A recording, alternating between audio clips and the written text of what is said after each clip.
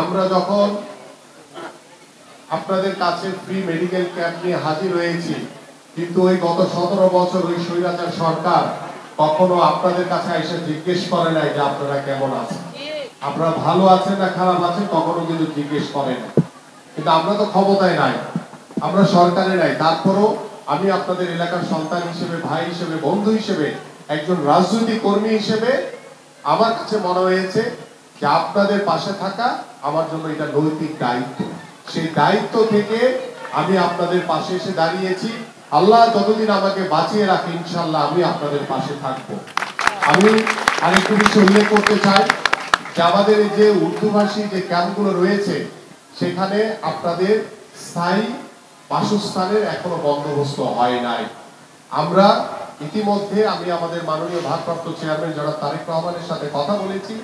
তিনি আমাকে বলেছেন যে আল্লাহ পাক যদি আমাদেরকে নির্বাচিত করে, আমরা যদি সরকার গঠন করতে পারি, আপনারা যে সকল উর্দুভাষীরা বিভিন্ন ক্যাম্পে রয়েছেন আপনাদের সকলের জন্য স্থায়ী পুনর্বাসনের ব্যবস্থা করা হবে, যাতে আপনাদের ভিতরে কখনো আতঙ্ক তৈরি না হয়। এই বোধহয় আমাকে উঠাই দিল, এই বোধহয় আমাকে উচ্ছেদ করে দিবে, এই ধারণা আমরা পরিবর্তন করতে চাই। আমরা আপনাদের জন্য স্থায়ী পুনর্বাসনের ব্যবস্থা করব ইনশাআল্লাহ, আল্লাহ পাক যদি আমাদেরকে কবুল করে। এবং পাশাপাশি আপনাদের যেটি আমি বলছি যে স্বাস্থ্য কেন্দ্র হবে, ঠিক একইভাবে আমরা শিক্ষা ব্যবস্থার উন্নয়ন করব। আপনাদের সন্তানদের জন্য, আপনাদের অসহায় মানুষগুলোর পাশে দাঁড়িয়ে আমি সবসময় চেষ্টা করব যে আপনাদের সন্তানদেরকে প্রত্যেকটি ওয়ার্ডে, প্রত্যেকটি নির্ময়ের এলাকায় আমরা স্কুল নির্মাণের মাধ্যমে বিনামূল্যে আমি আমাদের সন্তানদের জন্য শিক্ষা ব্যবস্থা নিশ্চিত করতে চাই। আমি বক্তব্য দীর্ঘায়িত করব না, ছোট্ট করে দুটি লাস্ট কথা বলে শেষ করব। আপনারা জানেন যে আগামী ফেব্রুয়ারিতে জাতীয় ত্রয়োদশ সংসদ নির্বাচন, সেই নির্বাচনকে লক্ষ্য রেখে বাংলাদেশ জাতীয়তাবাদী দল বিএনপি প্রত্যেকটি সাধারণ মানুষের কাছে যাচ্ছে, তাদের সাথে কথা বলছে, তাদের সাথে পরামর্শ নিচ্ছে। আপনাদের সাথে কথা বলে পরামর্শ নিয়ে আপনাদের সমস্যাগুলো শুনে আমরা চেষ্টা করছি আপনাদের এই সমস্যাগুলো সমাধান করার জন্য। পাশাপাশি যে সমস্যাগুলো আমরা এখন সমাধান করতে পারছি না, ইনশাআল্লাহ আপনাদের কাছে ওয়াদাবদ্ধ আগামী নির্বাচনে আপনাদের ভোটে বাংলাদেশ জাতীয়তাবাদী দল ধানের শীষ প্রতীক নিয়ে নির্বাচিত হলে আপনাদের সকল সমস্যার সমাধান করা হবে ইনশাআল্লাহ। পাশাপাশি এই নির্বাচনকে কেন্দ্র করে একটি ইসলামিক দল তারা বিভিন্ন অপপ্রচার, অপচেষ্টা, ওই যে পিয়ার পদ্ধতি, আপনারা জানেন পিয়ার পদ্ধতি সম্পর্কে? কেউ জানেন আপনারা? পিয়ার পদ্ধতি সম্পর্কে কেউই জানে না। এবং বাংলাদেশের 95% থেকে শুরু করে 99% মানুষ পিয়ার পদ্ধতিতে নির্বাচন চায় না, কিন্তু ওই একটি ইসলামিক দল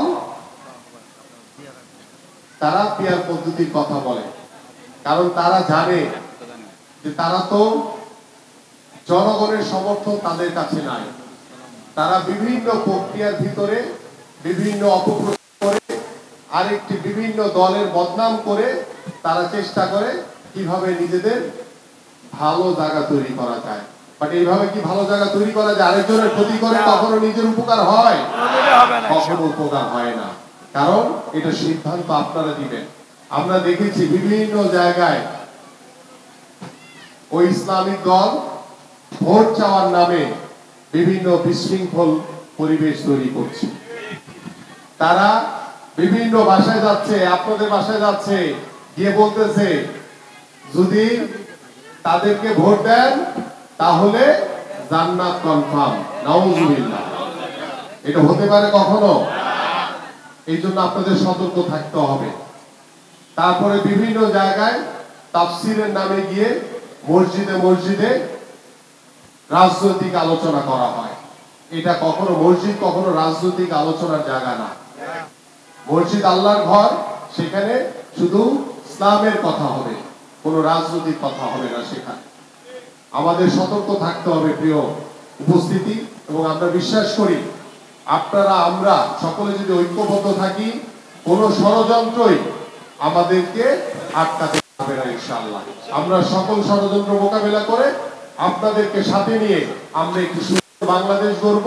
সেই বাংলাদেশ গড়ার নেতৃত্ব দিবেন আমাদের মাননীয় ভারপ্রাপ্ত চেয়ারম্যান জনাব তারেক রহমান। আপনাদের সকলকে ধন্যবাদ। এবং আপনাদের জন্য এই যে বিএনএস হাই স্কুলে ফ্রি মেডিকেল ক্যাম্প করা হয়েছে, আপনারা সকলেই ধৈর্য ধরে যাবেন। আপনাদের যার যে সমস্যা রয়েছে সকল সমস্যা নিয়ে ডাক্তারদের সাথে কথা বলবেন এবং আপনাদেরকে বিনামূল্যে তাৎক্ষণিকভাবে সকল ওষুধ প্রদান করা হবে। আপনারা ভালো থাকবেন, সুস্থ থাকবেন। বাংলাদেশ জিন্দাবাদ, বাংলাদেশ জাতীয়তাবাদী দল বিএনপি।